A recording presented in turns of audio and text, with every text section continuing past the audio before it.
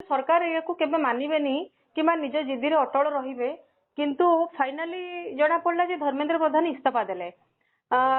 एटा सरकार पाई एटा गोटे दुर्बल काम बोली के माने सूचित करूनी नहीं सरकार पे दुर्बल नुहे प्रकृत में एटा जदि कार सर्वाधिक क्षति है धर्मेंद्र प्रधान धर्मेंद्र प्रधान जदि प्रथम ये घटे प्रथम जो भाव में आंदोलन को जो बार है प्रथम नैतिक दायित्व नहीं थाते मु भाव सम्मान बढ़ी था सरकार को किसी क्षति न था कि जिद स्तर को आसा फल से भाभी आम जोटा कि नरेंद्र मोदी सरकार बड़ कथा से माने कौन दबी जाती ना कौन थे दबी जाइए कौन कथा निष्पत्ति नबार सरकार परंपरा नुहे सी जिद भाभी यहाँ को दबे दी हम कि धीरे धीरे देखा गला आंदोलन टा खाली जंतर मंतर सीमित ना सारा भारत वर्ष रे ये आंदोलन व्यापक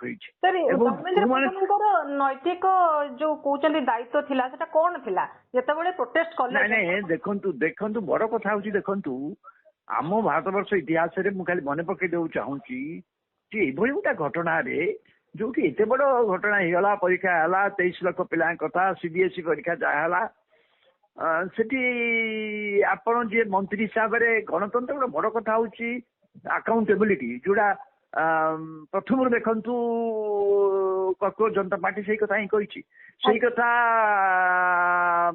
सोनम आंचू जे अकाउंटेबिलिटी मोर मन गोटा कथा कहूँ नैतिक दायित्व तो बड़ कथा अकाउंटेबिलिटी तो ने ना ना मोर बड़ कथा हूँ ये क्षेत्र में धर्मेंद्र प्रधान इज्जत बढ़ी था इज्जत कमी न था इज्जत बढ़ी जाता आप देखो भारत वर्षर लाल बहादुर ये जवाहरलाल नेहरू पर भारत वर्ष जे प्रधानमंत्री होते लाल बहादुर शास्त्री से रेल दुर्घटना इस्तीफा देते कि से लोग पर भारत वर्ष प्रधानमंत्री हेले तो धर्मेंद्र प्रधान का इज्जत बढ़ी था धर्मेंद्र प्रधान इज्जत किसी कमी न था किंतु धर्मेंद्र प्रधान हुए तो इंगित से रही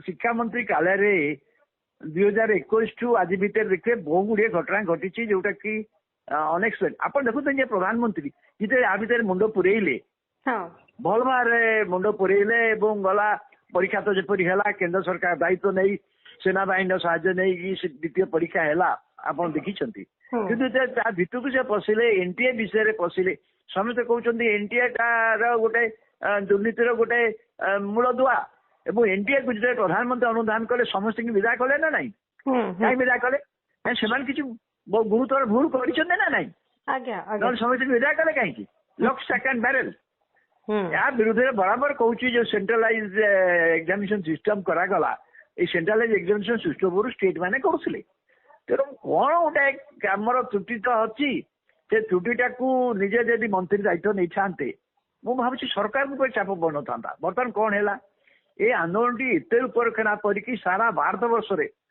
युव छात्र कौन जहाँ जेनेरेशन जी बोली कहुची से माने समस्ते आ सपक्ष छिड़ा है भारत वर्ष एभली कौन सहर ना जो सहर आ सपक्ष लोक मैंने यही गोष्ठी छिड़ा नई विरोधी दल तो निश्चय छिड़ा विरोधी दल जे कि सरकार द्वारा पूरा गोटे एभली अवस्था असहाय अवस्था थे दल पर दल भांगी जाऊला विशेष पश्चिम निर्वाचन पर एवं यही थरक संसद अधिवेशन में बहुत किसी बिल नीट पेपर लीक हवा परे सरकार तो अनेक किसी काम करथिले केमती सुरक्षा करा जाय परिबो तापरे भी छात्र माने काहे कि धर्मेंद्र प्रधान इस्तफाटा को बेसी जोर दाबी करथिले जे मंत्री कहले अपन मौलिक कथाटा को भूली जाउछन हे होले कोन सब समस्यार समाधान आपण सोलमान करियो पड़िबो नहीं सिस्टम ये आंदोलन होची काहे आंदोलन पछे एते पिला छिड़ाई छन काहे भारतर शिक्षा व्यवस्था नहीं कि छात्र मान भितर युवक मान भितर प्रबल असंतोष रही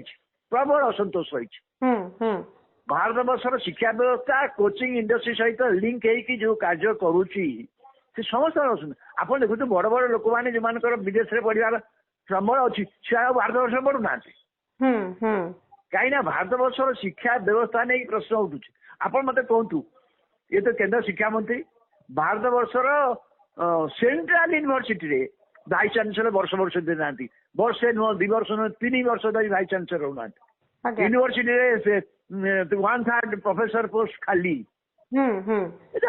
ये तो शिक्षा मंत्री ମତେ ଆଉ କଣ ବୁଝେଇଲେ ଆପଣ?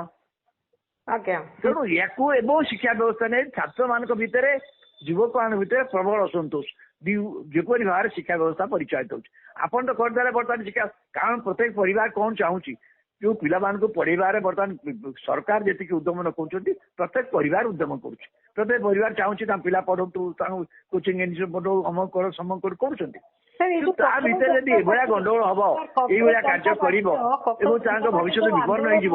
ଯନ୍ତର ମନ୍ତରରେ ଯୋଉ ଦୀର୍ଘ ଦିନ ଧରିକି ଯୋଉ ଆନ୍ଦୋଳନ ହେଲା, ସୋନମ ବାଗଚୀ ଯୋଉ ଦୀର୍ଘ ଦିନ ଧରିକି ଉପବାସରେ ମଧ୍ୟ ଅନଶନରେ ରହିଲେ, କିନ୍ତୁ ଏଇଟା ଯୋଉ ଆନ୍ଦୋଳନ ଆପଣଙ୍କୁ ଛାତ୍ର ମାନଙ୍କର ପ୍ରକୃତ ଆନ୍ଦୋଳନ ଭଳିଆ ଲାଗୁଛି ନା? କାହିଁକି ନା ସରକାର ତ ପୁନଃ ପରୀକ୍ଷା ମଧ୍ୟ ନେଇଥିଲେ, ତାପରେ ବି କାହିଁକି ଛାତ୍ରଛାତ୍ରୀ ନାଇଁ ପୁନଃ ପରୀକ୍ଷା ନେଲେ ଯୋଉ 21 ଜଣ ଛାତ୍ର ମରିଗଲେ, ଆତ୍ମହତ୍ୟା କଲେ, ଆଜ୍ଞା ତାର ଜବାବ କିଏ ଦବ?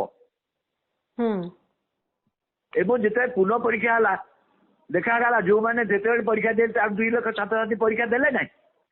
ଆପଣ ଭାବୁଛନ୍ତି ଗୋଟେ ପରୀକ୍ଷା ପାଇଁ ପ୍ରସ୍ତୁତ ହବା ଏବଂ ସେଠି ଯୋଉଠି ସେଣ୍ଟର ହବ ସେଠି ବ୍ୟବସ୍ଥା କରିବା କେତେ ବଡ ବୋଝ, କେତେ ବଡ ଦାୟିତ୍ୱ ପିଲାମାନଙ୍କର, ଅଭିଭାବକ ମାନଙ୍କର, ସେଇଟା ବୁଝିବା ଦରକାର। ପୋଲିସ ଆଉ ଝଗଡାଟି ହେଇଥିଲା ସାର୍, ପୋଲିସ ଆଉ ଛାତ୍ରଙ୍କ ଭିତରେ ଯୋଉ ଝଗଡା ହେଇଥିଲା, ଯୋଉ ପରିମାଣରେ ଛାତ୍ର ମାନଙ୍କୁ ଜେଲରେ ପୁରା ଯାଉଥିଲା, ତାଙ୍କୁ ଟେକିକି ନିଆଯାଉଥିଲା, ଏଇ ସବୁ ବାବଦରେ ଧର୍ମେନ୍ଦ୍ର ପ୍ରଧାନଙ୍କର କିଛି ଗୋଟେ ଷ୍ଟେପ ନବାର ଥିଲା କି?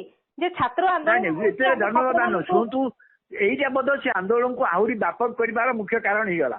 20 ତାରିଖ ଦିନ ସଂସଦ ମାର୍ଚ୍ଚରେ ସମୟରେ ଯେଭଳି ଭାବରେ ପୋଲିସ ଆକ୍ସନ ହେଲା ସେମାନଙ୍କ ବିରୁଦ୍ଧରେ, ଆପଣ ଦେଖନ୍ତୁ ଯେଭଳି ଭାବରେ ପୋଲିସ ଲାଠି ମାର କରିଛି, ଯେଭଳି ଭାବରେ ଲୁହା ଗ୍ୟାସ ପ୍ରୟୋଗ କରିଛି, କେତେ ପିଲା ଆହତ ହେଇଛନ୍ତି ଏବଂ ସେ କହୁଛନ୍ତି ଏମାନେ ଟେକା ପଥର ପକେଇଲେ।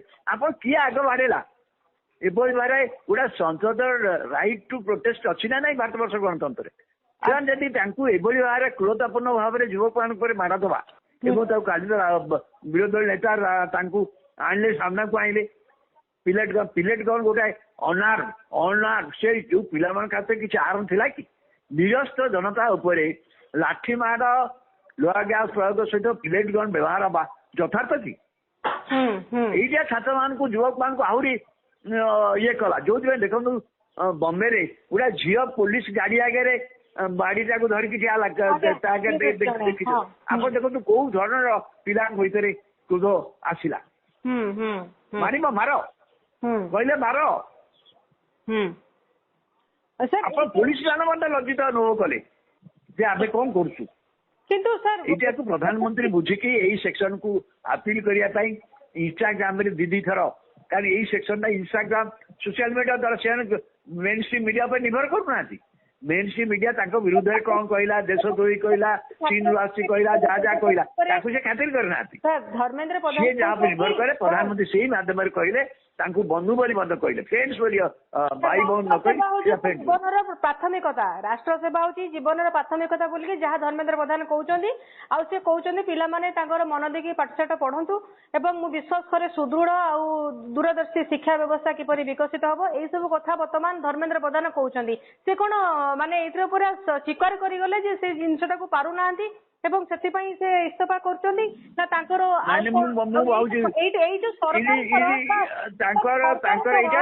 ପଦକ୍ଷେପ, ସରକାରଙ୍କର ଏଇ ପଦକ୍ଷେପକୁ କଣ ସୂଚଉଛି? ୟା ପରେ ସିଜେପି ପୁଣି ପ୍ରୋଟେଷ୍ଟ କରିବ ଆଉ ସିଜେପି ଯେକୌଣସି ଗୋଟେ ଘଟଣାକୁ ନେଇକି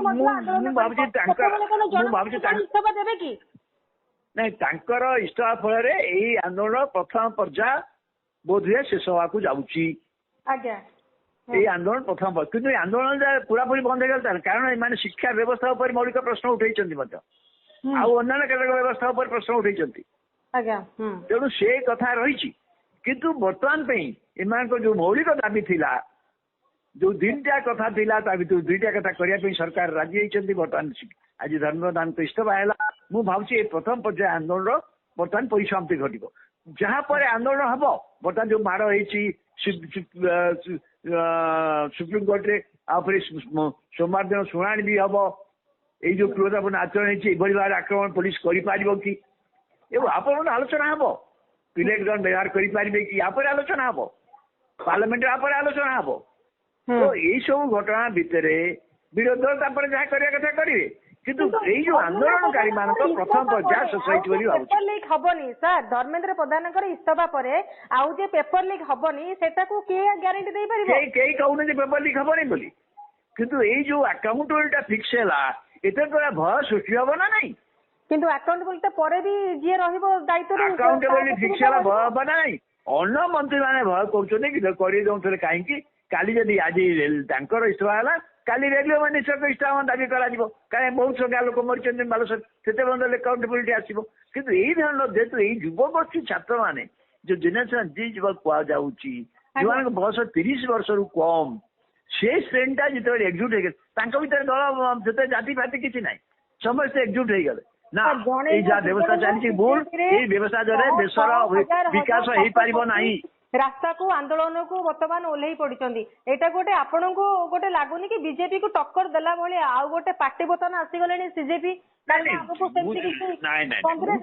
ଜନତା ପାର୍ଟି ଗୋଟେ ପଲିଟିକାଲ ପାର୍ଟି ନୁହେଁ, ଏଇଟା ଗୋଟେ ଅନଲାଇନ ପଲିଟିକାଲ ପାର୍ଟି, ଏଇଟା ଆନୁଷ୍ଠାନିକ ଭାବରେ ପଲିଟିକାଲ ପାର୍ଟିର ରେଜିଷ୍ଟ୍ରେସନ ମଧ୍ୟ ନିଆ ହେଇନି। କିନ୍ତୁ ଦେଶ ଏଇ ଆନ୍ଦୋଳନ କିନ୍ତୁ ପ୍ରମାଣ କରିଦେଇଛି ଦେଶର ଯୁବ ଗୋଷ୍ଠୀ ଭିତରେ ଜେନେରେସନ ଜି ଯାହା ଖୁଆଉଛି ସେମାନଙ୍କ ଭିତରେ କେତେ ଅସନ୍ତୋଷ ଅଛି, ତାର ଗୋଟେ ପ୍ରତିଫଳନ ହେଇଛି। ତାକୁ ସରକାର ବୁଝିବା ଦରକାର।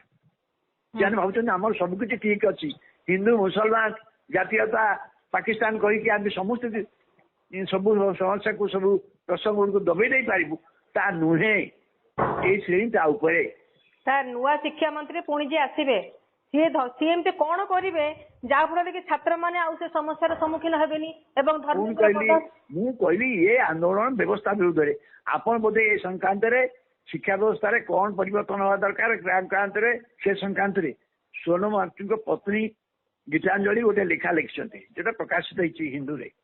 ଏବଂ ସେଥିରେ ସେ କହିଛନ୍ତି କଣ ଗୋଟେ ଦେଖନ୍ତୁ, ବଡ କଥା ଆମର ବହୁତ ଆମେ କହୁଛୁ ଯେ ଶିକ୍ଷା ପାଇଁ ସର୍ବନିମ୍ନ ଜାତୀୟ ଜିଡିପି ଯୋଉଟା କହୁଛନ୍ତି ର 6% ଖର୍ଚ୍ଚ ହଉ, ବର୍ତ୍ତମାନ ତ 2.5% ଖର୍ଚ୍ଚ କରୁଛେ।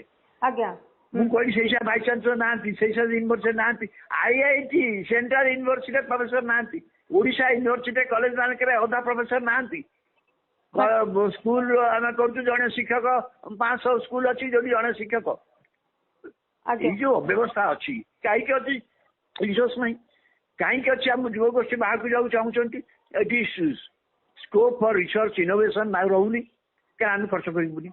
ଆପଣ ବା ଇସ୍ରୋରୁ ସବୁ ସାଇଣ୍ଟିଷ୍ଟ ମାନେ ହଠାତ୍ 100 ସାଇଣ୍ଟିଷ୍ଟ ଇସ୍ତଫା ଦେଇକି ପ୍ରାଇଭେଟ ଅର୍ଗାନାଇଜେସନ ଚାଲିଗଲେ, କାହିଁ ଗଲେ? କାହିଁକି ସରକାରୀ ବ୍ୟବସ୍ଥାରେ ଏଇମାନଙ୍କୁ ଯୋଉ ଭବିଷ୍ୟତ ଆଜି ସୁରକ୍ଷିତ ହଉନି।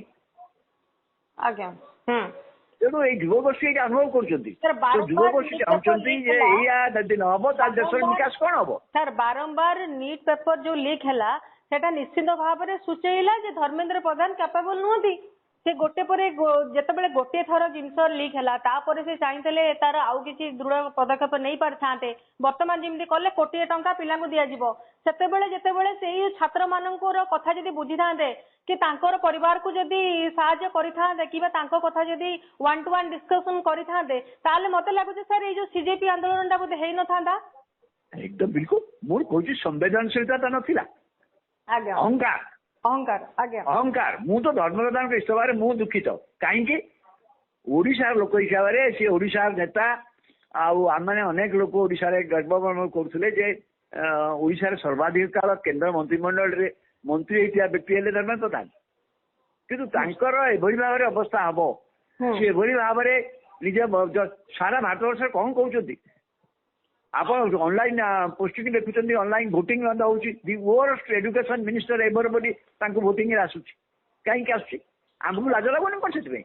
ଜଣେ ଓଡିଶାର ଜଣେ ଲୋକ ଯେ କେନ୍ଦ୍ର ଶିକ୍ଷାମନ୍ତ୍ରୀ ଥିଲେ ତାଙ୍କୁ କୁହାଯାଉଛି ଦି ୱର୍ଷ୍ଟ ଏଡୁକେସନ ମିନିଷ୍ଟର ଏଭର।